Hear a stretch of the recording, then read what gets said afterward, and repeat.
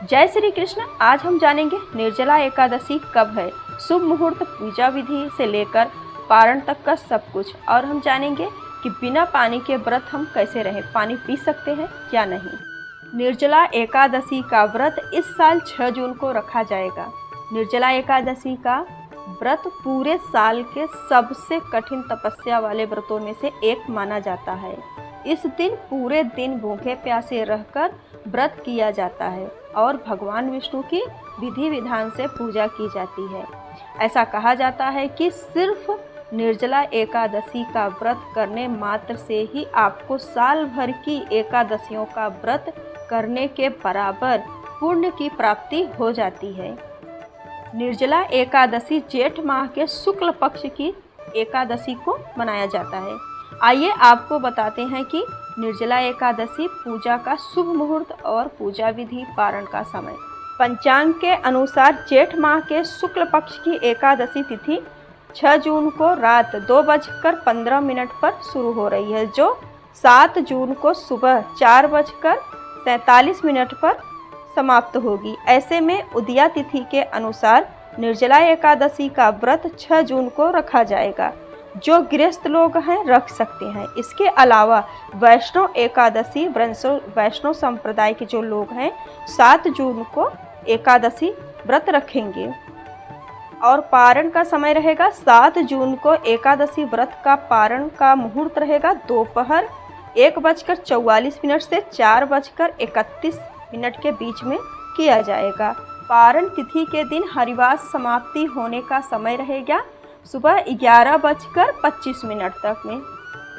वैष्णव एकादशी यानी कि जो 7 तारीख को व्रत करेंगे उनके लिए पारण का समय रहेगा 8 जून को। वैष्णव एकादशी के लिए पारण का शुभ मुहूर्त रहेगा 5:23 से 7:17 के बीच में किया जाएगा।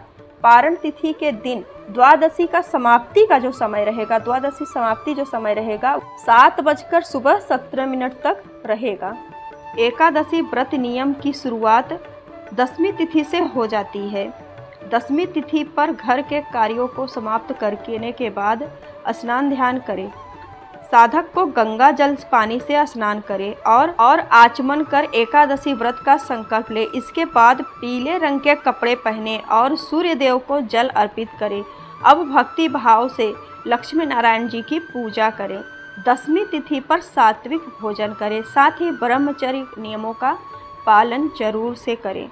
किसी के प्रति कोई वैर भाव न रखें और ना ही किसी का दिल दुखाएं। अगले दिन यानी कि एकादशी तिथि पर, अभी हम 10वीं तिथि की सुन रहे थे, अभी एकादशी तिथि पर ब्रह्म बेला में उठना है, ब्रह्म मुहूर्त में उठना है।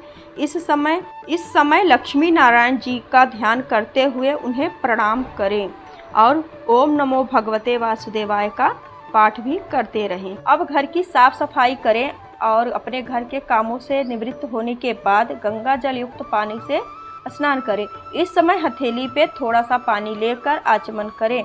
आचमन के समय ओम केशवाय नमः, ओम नारायण नमः, ओम माधवाय नमः, इन मंत्रों को बोलना है।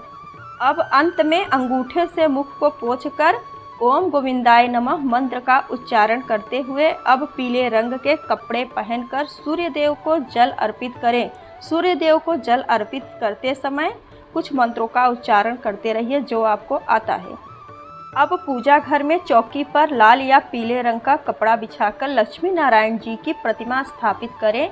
इस समय कुछ मंत्रों का उच्चारण करते रहिए। इसके बाद पंचामृत से आप स्नान कराइए।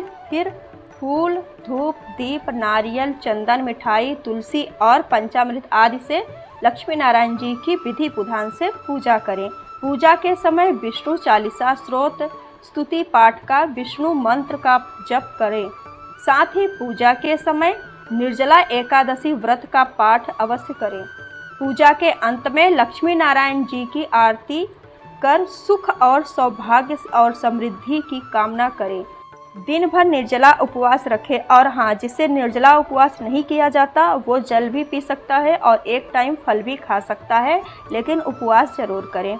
संध्या काल में तुलसी माँ की आरती करें। रात में कम से कम 1 पहर तक भजन कीर्तन या विष्णु जी का ध्यान करें। अगले दिन सामान्य जैसे नॉर्मल घर में पूजा होती है उसी तरीके से पूजा करें और फिर से भगवान की आरती करें और उसके बाद पूजा पाठ करके अपना व्रत खोलें। व्रत कैसे खोलें? व्रत आप तुलसी दल से खोल सकते हैं और आपके लड्डू गोपाल जिसमें रोज़ नहाते हैं उस जल को आप लेकर व्रत खोल सकते हैं उनके चरणामृत से। और आप जो भोग लगाते हैं यानी कि द्वादशी के दिन खीर या कुछ मीठे का भोग लगाते हैं उस भोग को लेकर आप अपना व्रत खोल सकते हैं। निर्जला एकादशी के दिन दान का भी बहुत महत्व है। आप जिस दिन व्रत करते हैं एकादशी वाले दिन उस दिन भी आप सबको जल फल का दान कर सकते हैं, लेकिन द्वादशी के दिन अपना पारण करने से पहले आप कुछ सामग्री निकाल दें जो दान करना है। निर्जला एकादशी के दिन जल और अन्न का दान करना चाहिए। इसके साथ ही मिट्टी के कलश, फल, कपड़े, वस्त्र, छाता, जूता, चप्पल आदि का भी दान करना चाहिए।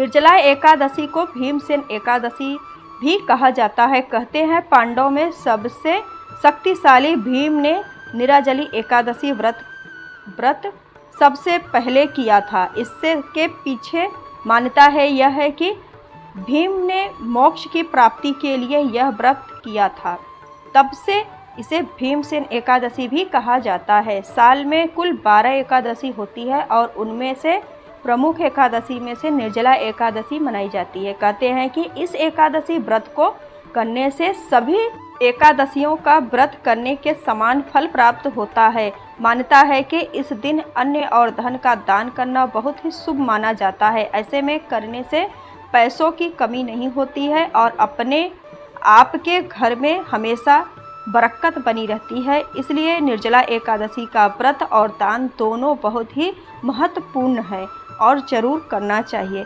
आपको हमारी जानकारी अच्छी लगी हो तो चैनल को लाइक शेयर कर दीजिएगा और निर्जला एकादशी की आप सबको बहुत बहुत शुभकामनाएं।